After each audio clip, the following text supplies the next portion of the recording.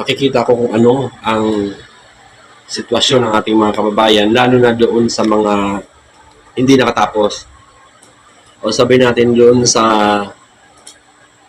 kukonti ang oportunidad na makapag-aral at yung mga kasabayan ko na ganito na rin, nasa middle age na rin, na hindi nakatapos, kung ano ang sitwasyon nila ngayon dahil doon sa epekto ng edukasyon sa kanila.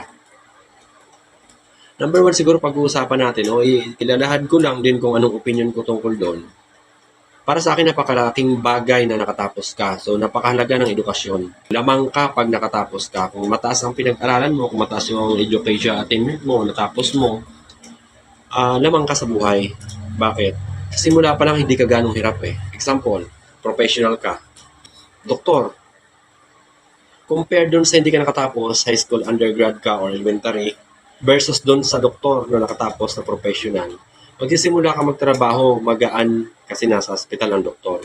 Ang construction worker naman, yung mga hindi nakatapos. So, ayun pa lang, doon pa lang mapapansin mo na ang kaibahan ng hindi nakatapos doon sa mga nakatapos, doon sa simula. Doon sa simula, medyo hindi kahirap kung mataas yung natapos mo.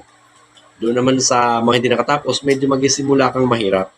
Pero, ang bottom line yan, along the way, yung pagiging lamang mo para sa akin yung una lang eh.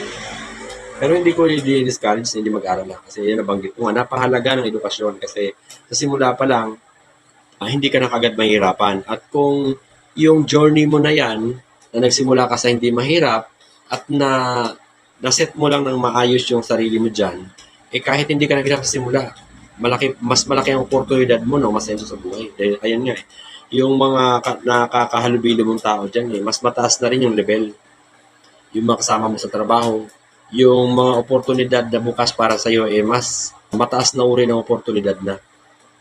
Kumpara doon sa mga hindi nakatapos, medyo babang uri ng oportunidad, pero depende yan along the way doon sa journey na yon. Nasa sa kanila na yon kung gusto nilang umasenso sa buhay, nasa sa'yo na yon. Nakatapos ka man o hindi, maliit na lang ang diferensya nun. O kung para sa akin parang hindi na diferensya yun, wala na diferensya. O yung mga mahirap naman pwedeng masenso. Malaki pa rin yung pagkakataon ng masenso kahit, yung mga hindi nakatapos, malaki pa rin yung pagkakataon na umasenso ka kahit hindi ka nakatapos. Depende yan sa determinasyon mo, depende sa karakter mo, depende sa pagkatao mo.